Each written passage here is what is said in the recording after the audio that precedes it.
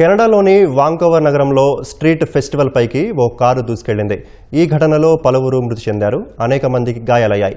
స్థానిక కాలమానం ప్రకారం శనివారం రాత్రి 8 గంటల సమయంలో ఈ ఘటన జరిగింది.